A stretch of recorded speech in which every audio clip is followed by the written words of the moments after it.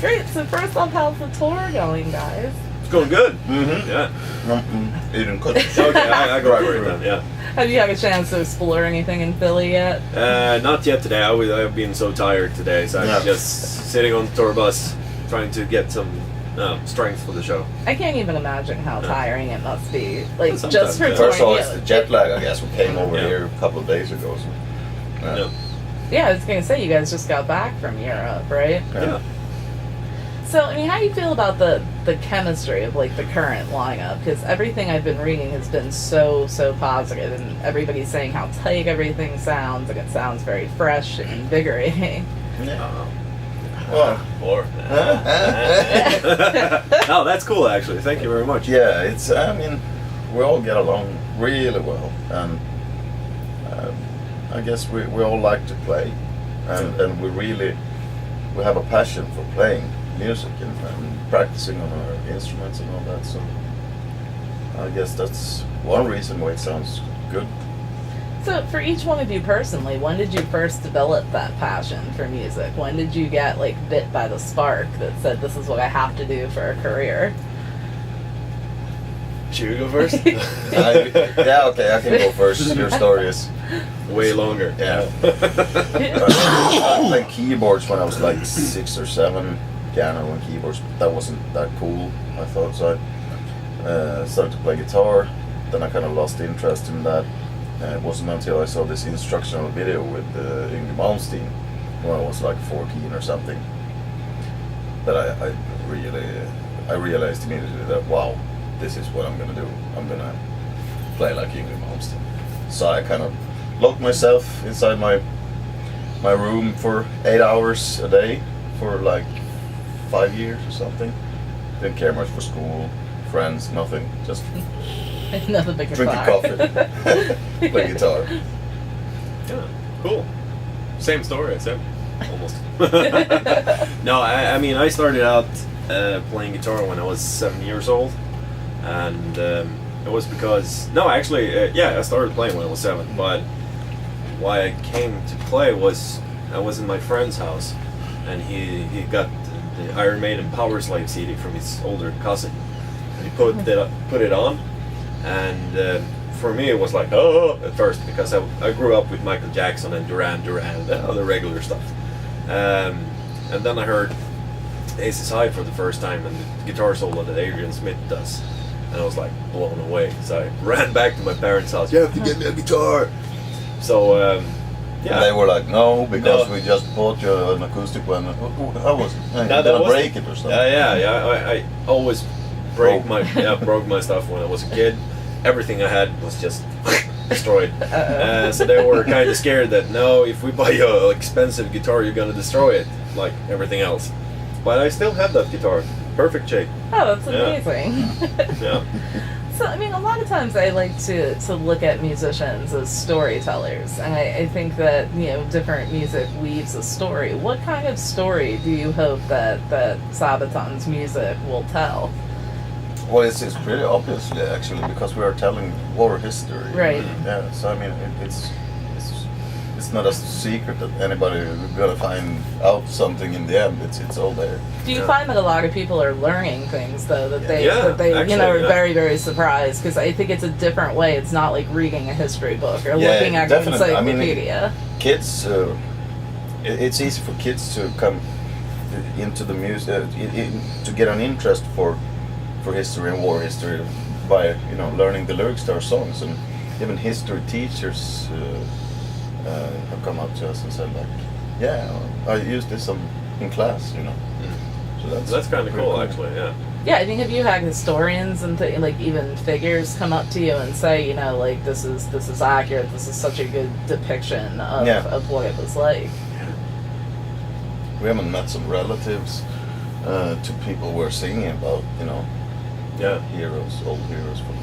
How surreal is that? That's gotta be like... that's a little bit, wow, you become very humble. It's like, whoa. Yeah, especially when we played in South America. Yeah, we met one of the last of the Smoking Snakes. The last one of the Smoking Snakes. Still alive. Yeah, he was still alive. He was 95 years old, I think. Yeah.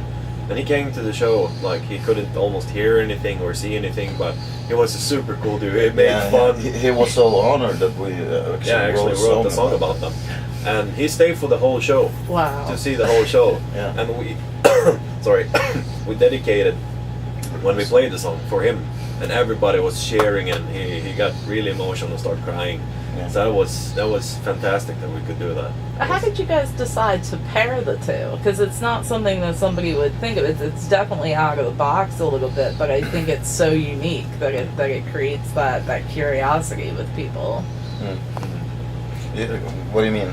You know, when did you guys first decide to pair history and metal and say this is this you is know? way before we joined the band. Joachim and Per was, I think they had written the music for what later became Prima Victoria, and the music was so bombastic and wow, we need some cool theme to sing about. Like a heavy topic too. Yeah. And that's basically when the idea was born, because I mean, pretty much every metal band sings about driving cars, drinking beer, doing things with women, and dragons. Gotta throw the dragons in there. Yes. There's nothing wrong with that. I mean, I love all. I've been writing songs about dragons as well. So I mean, but this feels like. But I mean, it's in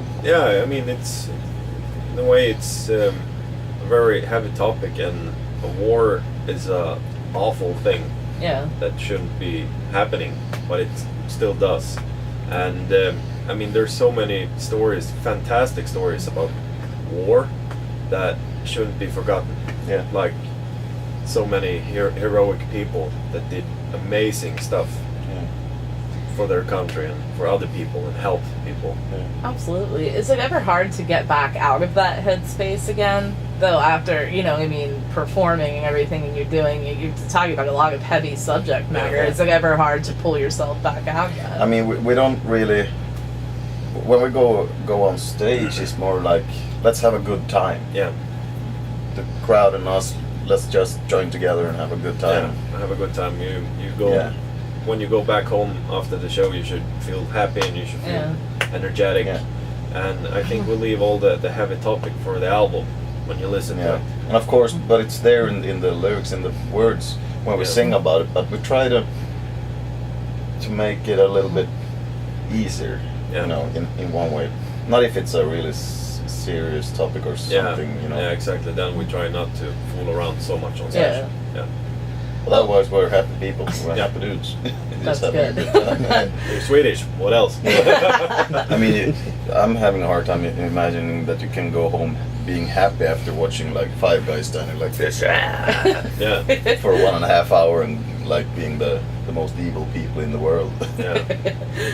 Well, what I thought was so cool on your website, like I noticed, and I haven't seen it on a lot of bands, there was actually like a section to, meet the band and put like a reason, and like, you don't see that because a lot of times bands are asked to pay for a meet and greet or do this. Have you ever gotten anything totally unique through that, or like totally, or something you really had to say no to? Like, we can't do that. With a lot of stuff.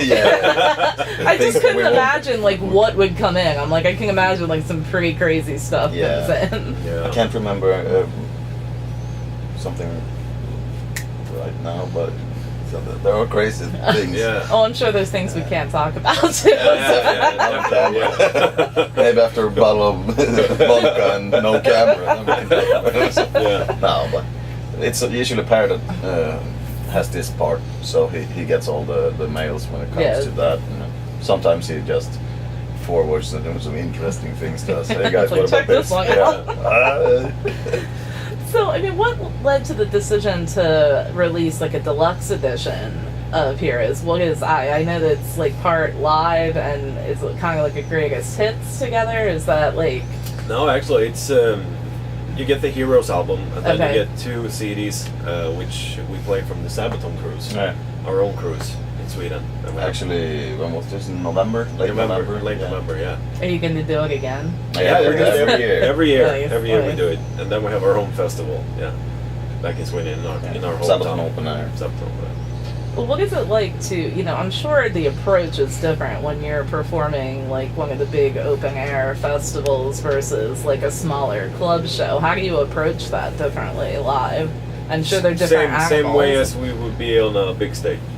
Yeah, I think, yeah. the thing is that I think it's really important that we have both. Yeah. Because at times you become like, I want to play closer to people. Mhm. Yeah. And that's when the small clubs come in. And, then you're really close and it's like a smaller crowd and it's a good vibe through the whole, little building. But when you play a big show like Walking or something, just people are so wow. That's what I've heard. They're like way out there. It's like, Yeah. they're like Yeah, tiny you can't dots. almost see them. You just see a big 60,000 sea of people. Like a sea. Yeah, But that's of course also fun because Yeah. of the obvious reasons.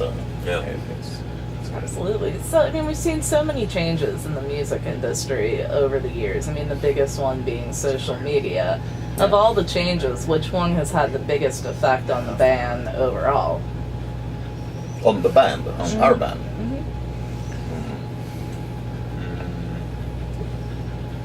I don't know actually. I'm trying to be smart here. Yeah.